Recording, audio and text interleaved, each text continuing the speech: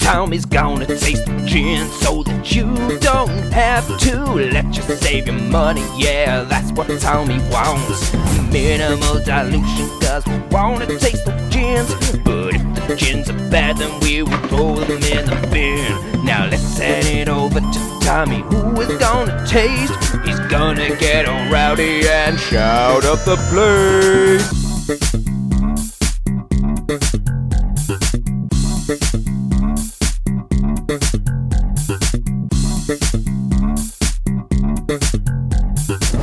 Hello and welcome back to Tommy Taste, the channel where I taste the gin so that you don't have to. And like me, you should really be drinking your gin neat by now. And the two gins that you should be drinking neat this week come courtesy of Fisher's Gin. First, the Fisher's Original Gin, clocking in at 44%, and then the Fisher's 50, you've guessed it, 50% turbocharged. Let's start with the Fisher's Original.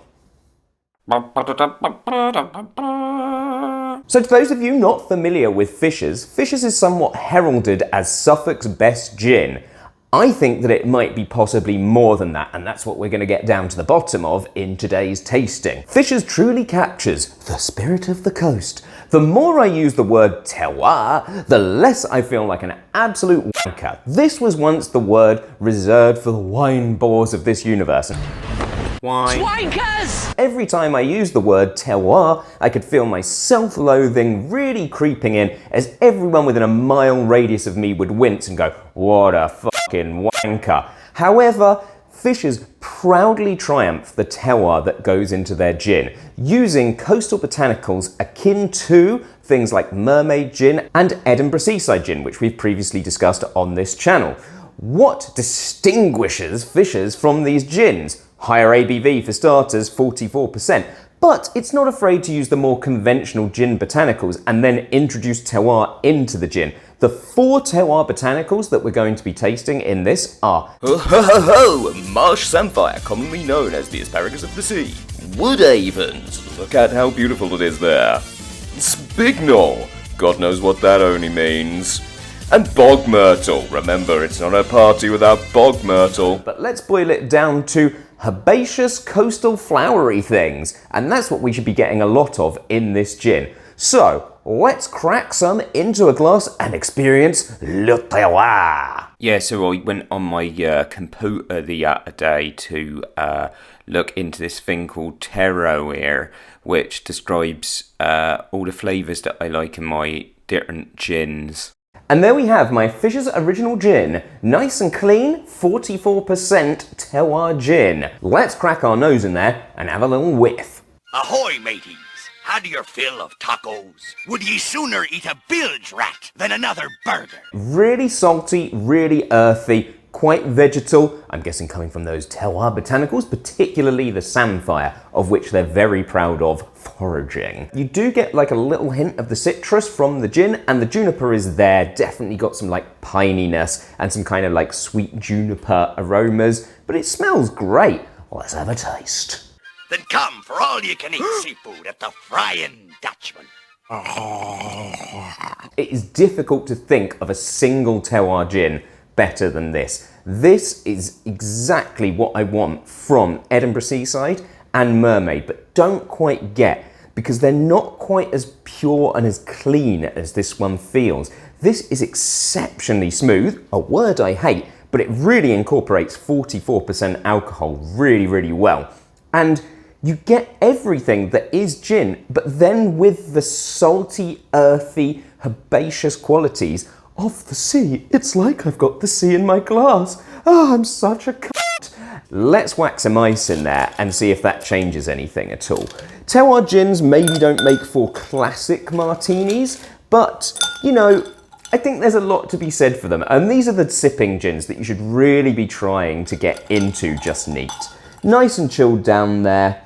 Obviously chill filtering, no discoloration of the spirit whatsoever. Cheers. Is it more iced tea ye be needing? Okay.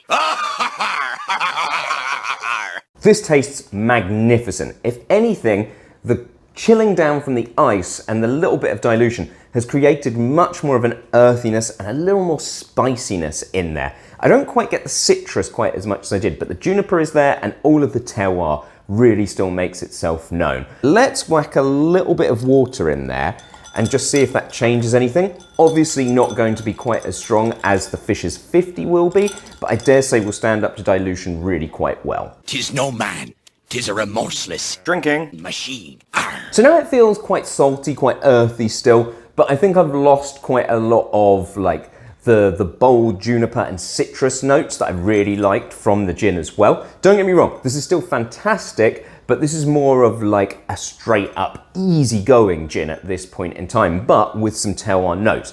Still really good. They recommend that you should drop a bit of dehydrated orange in here to kind of bring the citrus to life. And I think, well, actually I know because I've been to the distillery, that actually does work really, really nicely. But let's not bother with that. That's not what this channel is about. I'm no sellout here. Nah, f you Fishers. Let's try the 50. La la la la la la la. So going back to what makes Fisher's really unique is really highlighted in the 50. Not only are we upping the ABV by 6% with this, but it also includes a higher level of juniper and a higher proportion of those terroir botanicals, the samphire, wood avon, spignal and bog myrtle, because everyone knows it's not a party without your bog myrtle there. What I'm expecting from this is way more intense, much more of a punch to the face, probably not the strength and alcohol that you'd get from a navy strength gin, but certainly with like way more complexity and a bit more of a flavour assault than what I got from the Fisher's original. Not to say that I didn't get that from the Fisher's original, but I'm imagining that this will have it in way higher doses. Let's crack it in a glass. Once again, we have a nice clean spirit there of Fisher's 50. I think it's time to go back to the Riviera of Suffolk and have a smell. But the sign said all you could Drink. To use some way more wankerish wine terms, this one feels a lot more dark and brooding. Where the Fisher's original felt quite light, terroir driven and really kind of easygoing, this one feels way more complex, way more heavy with the juniper. The citrus jumps out a little more, but then like the earthiness is like really dark. It feels, oh god, we're going down a wine route here. It feels like I'm walking through the coast when it's a wet but warm day. All of those coastal aromas are really coming. God, I sound like such a honestly. Wine. Swankers! Let's just taste it. Fuck this. Yar, it's not his fault he's a sissy. Someone's been coddling him. It's been a while since I've gone back and tasted this gin, and I regret having not tasted it more recently because it is so good. The finish on this is so long. Like, it hits you like a fucking punch to the jaw to begin with. The alcohol is super well incorporated, I should point out. There's no, like, imbalance or anything like that. It's oily, mouth coating, really quite luscious, and the juniper is really what takes hold to begin with, and then, like, the earthiness and the saltiness really kicks in from the samphire. Herbaceous, spicy, citrus, everything that was there on the nose follows through on the palate. It's ice time. Now, I think this could actually make for a really, really good martini. That's what it was intended for, along with Negronis, to get a bit more of a coastal influence. It would probably work better with a twist of orange, not classic for a martini, but I think like lemon would be a little too sweet and the olive is just gonna be very confusing more than anything. But let's have a taste. Yeah, I understand. It's hard to let go. Tell me this then. Do you have any spare change? To be honest, this feels quite largely unchanged with the ice. It's quite surprising, actually. It's maybe a little sweeter and maybe the citrus creeps out a little more, but the long finish is still there. Salty, earthy, which, I mean, I should get paid for the amount of times I've said salty, earthy in this video, to be honest, because it's like I'm being paid by the Salt Earth Corporation Limited. Am I right, guys? Anyway, we've got a splash of water in there, so we've probably got it down to about the Fisher's I keep wanting to call this Fisher's 40. Fisher's original strength of 44% now, as opposed to the 50, but obviously jumped up juniper, jumped up botanical complexity. Cheers. Yar, not a looker among them. Yeah, it's quite amazing just how different two gins that basically have the same botanical mix can be. The difference being that 50 has like a higher level of things and it feels way more intense. This is probably not going to be to everyone's taste in the same way that the Fisher's original would be, but it's still so good. And for like an overproof spirit, I can't think of that much better than this. The only thing I'm really thinking of in terms of overproof that would come close to this would be Elephant Gin's Elephant Strength. And if you've watched my video, of which it's online now, please watch it, then you will know I loved this gin. So that's a big sell for the Fisher's 50. Act now and get a bonus CD. Hornpipe Fever. Arr! I think it's safe to say that these two gins, the original and the 50, are by far and away two of the best, if not the best, coastal terroir gins that I have tried.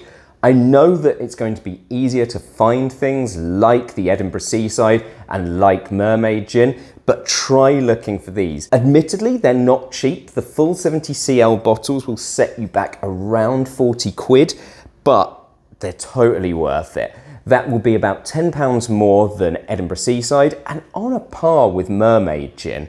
And these are both better, I guarantee you. Cleaner, more refreshing, more interesting, more like gins. Also, look how stunning these two little bottles are. The 70cls have exactly the same design with this kind of nets, which is inspired by the kind of fishing history of the area that it comes from. These are brilliant. I'd read several reviews saying that these were the best gins to come out of Suffolk. How about the UK? I think that these could challenge virtually anything. Obviously, Diageo, Pernod Ricard, Bacardi, they have some phenomenal gins on the UK market. But in terms of an independent gin distillery, show me something better than Fisher's. And when your only competition is Adnams, really in the Suffolk region, you are blowing it out of the water. Fisher's, give me your gin, strap it to my veins. Mwah! Yeah, like and subscribe, girl. Like and subscribe. What? Like